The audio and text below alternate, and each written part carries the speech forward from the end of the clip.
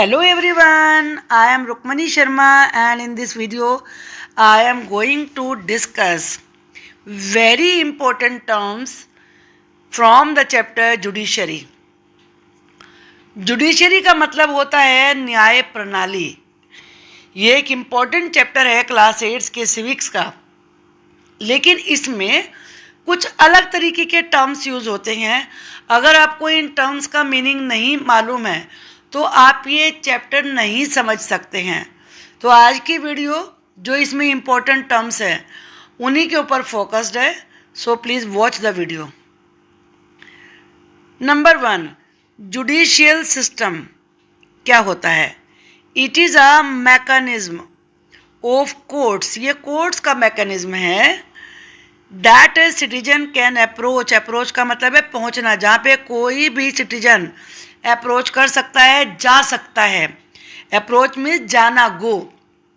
When a law is violated का मतलब होता है उल्लंघन करना। जब किसी भी कानून का उल्लंघन किया जाता है तो कोई भी नागरिक कोर्ट में जा सकता है। ये कोर्ट्स का आप जानते हैं कि इंडिया में 3 तरीके के कोर्ट होते हैं। सबसे बड़ा जो कोर्ट है वो है सुप्रीम कोर्ट, और उसके नीचे फिर आते हैं हाई कोर्ट। हाई कोर्ट के बाद आते हैं जो उन्हें सेशन कोर्ट्स कहते हैं या डिस्ट्रिक्ट कोर्ट कह सकते हैं, तो वो कहलाते हैं।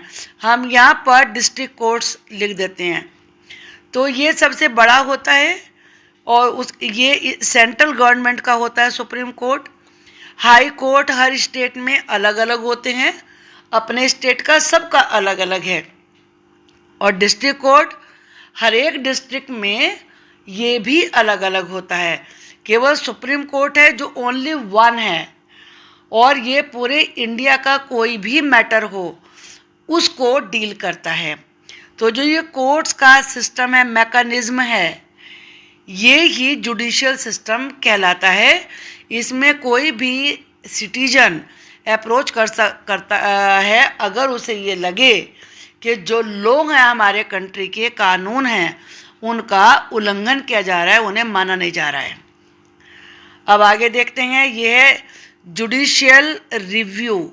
जुडिशियल रिव्यू क्या होता है? रिव्यू का मतलब होता है पुनर्अवलोकन करना, किसी चीज़ को दोबारा से देखना।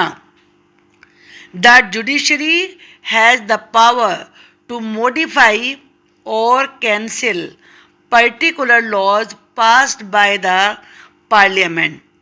आपने पहले चैप्टर पार्लियामेंट में पढ़ा है कि पार्लियामेंट में जो एमपी होते हैं वो क्या करते हैं?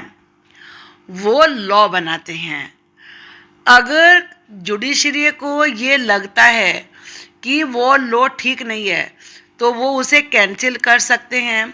मॉडिफाई का मतलब होता है चेंज करना, या उसमें उन्हें कोई छोटी बात लग रही है कि ये सही नहीं है तो उसे वो चेंज कर सकते हैं, उसे मॉडिफाई करना कहा जाता है। If it find that they do not adhere to the constitution. कब? ये नहीं कि हमने मान लिया कि यहाँ गलत लग रहा है, हमारे मानने से नहीं, कोर्ट के जज के मानने से नहीं, कॉन्स्टिट्यूशन के अकॉर्डिंग होना चाहिए। जो हमारे कंट्री का कॉन्स्टिट्यूशन है, आपने 6 में भी कॉन्स्टिट्यूशन के बारे में पढ़ा है, 7th में भी पढ़ा है कि वो हमारे कॉन्स्टिट्यूशन के अनुसार नहीं है, तो जुडिशरी उसे या तो चेंज कर सकती है, मॉडिफाई कर सकती है, सुधार कर सकती है उसमें, या उसे कैंसिल कर सकती है। इसी को कहते हैं जुडिशियल रिव्यू। नेक्स्ट है वायलेशन। वायलेशन, अभी मैंने एक वर्ड यहाँ पर बोला था, violated. Law is violated. Violate का मतलब होता है उल्लंघन करना। वायलेशन का मतलब क्या हुआ? उल्लंघन। It means breaking a law, यानी कि कानून तोड़ना, और एंक्रोचिंग समवन्स फंडामेंटल राइट्स। ये भी आपने फंडामेंटल राइट्स भी पढ़े हैं, right to life, right to food, right to education.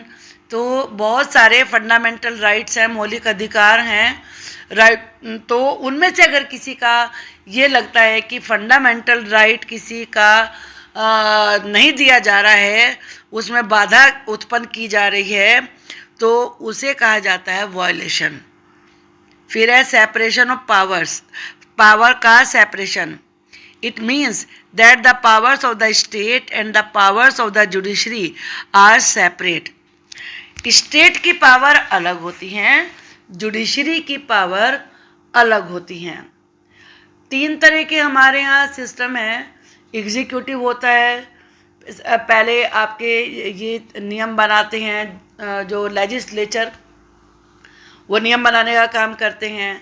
इन नियमों को जो एग्जीक्यूटिव होते हैं वो लागू करते हैं, और जुडिशरी का काम होता है ये देखना कि नियमों को ठीक प्रकार से लागू किया जा रहा है या नहीं। तो स्टेट की पावर अलग होगी, क्योंकि स्टेट में जो भी मशीनरी है वो उसको लागू करेंगे नियमों का, और जुडिशरी की पावर अलग है। इसमें गवर्नमेंट का कोई रोल नहीं होता, ना स्टेट गवर्नमेंट का कोई रोल है, ना सेंट्रल गवर्नमेंट का कोई रोल है। जो जज होते हैं, जो कोर्ट होते हैं, वो बिल्कुल ही अलग होते हैं।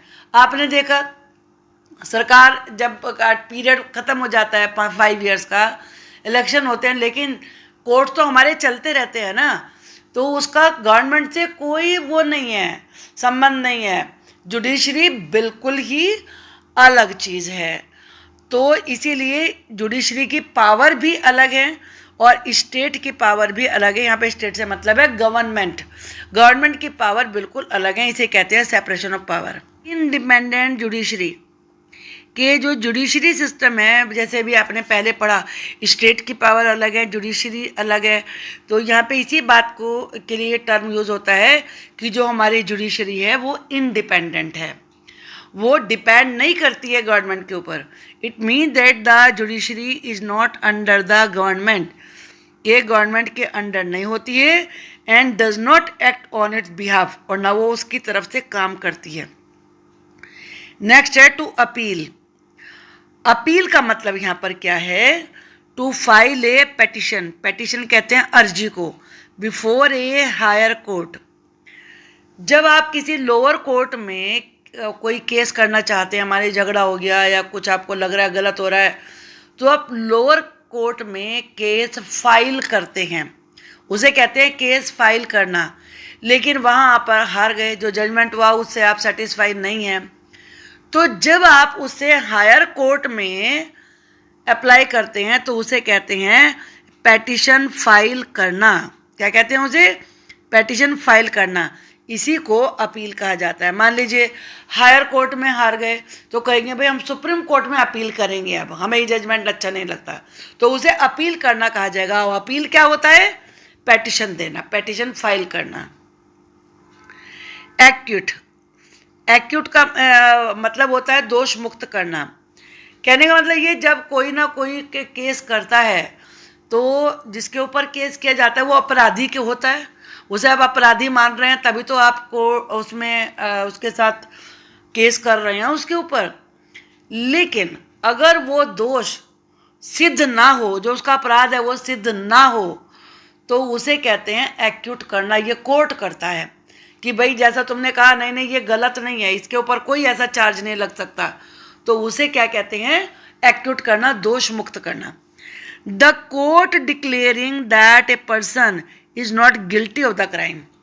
आपने जिस क्राइम का आरोप लगाया, लेकिन कोर्ट अगर ये पाए नहीं ये क्राइम तो इसने किया ही नहीं है, विच ही और she was tried by the court, जिसके ऊपर उसके ऊपर कोर्ट के द्वारा ट्रायल किया गया, केस चलाया गया, तो उसे कहते हैं एक्यूट करना। यानी कि उसे ये कहना कि भाई तुम दोष मुक्त हो, तुम्हारे ऊपर कोई क्राइम नहीं है, तो वो कहलाता है एक्यूट। अब है civil law. It deals with matters like money, property, marriage, disputes etcetera. आपको इसमें 2 तरह के लॉ दिखेंगे, एक क्रिमिनल लॉ होता है, एक सिविल लॉ होता है। तो सिविल लॉ में वो वाले केस माने जाते हैं जो पैसे के लेन देन से हों। मतलब किसी को ने आपसे पैसा लिया, लौटाया नहीं, आप केस करना चाहते हैं, तो वो सिविल लॉ होगा। प्रॉपर्टी का है, कोई किसी ने मकान खरीदा और उसमें कुछ गड़बड़ हो गई है तो केस करना चाहते हो, वो सिविल लॉ लागू होगा उस पर। ऐसे ही जो मैरिज के डिस्प्यूट होते हैं, किसी के मैरिज के लेके झगड़ा चल रहा है, तो ये सारे कहलाते हैं सिविल लॉ। क्रिमिनल लॉ क्या होता है? It deals with cases of theft, जो चोरी का केस होता है, रोबरी लूट का केस होता है, चीटिंग किसी के साथ धोखाधड़ी हुई है उसका केस होता है, या मर्डर का केस होता है, ये कहलाते हैं क्रिमिनल केसेस। तो इसमें क्रिमिनल लॉ लागू होता है। नेक्स्ट है PIL।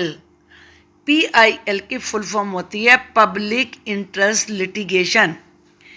ये कब होते हैं? मान लीजिए आपको ये लगता है कि आपके एरिए में सब कुछ बहुत ही गड़बड़ चल रहा है और बहुत लूट मार की जा रही है और पुलिस वाले कोई भी एक्शन नहीं ले रहे हैं, तो सभी लोग मिलके एक केस करते हैं, उसे PIL कहते हैं। जैसे अभी दिल्ली में आपने देखा, पानी की सप्लाई नहीं हो रही थी, वहाँ पे लोग पानी को लेके बहुत परेशान थे, पीने के लिए नहीं मिल रहा था पानी, और जो टैंकर आते थे वो बहुत महंगे मिल रहे थे।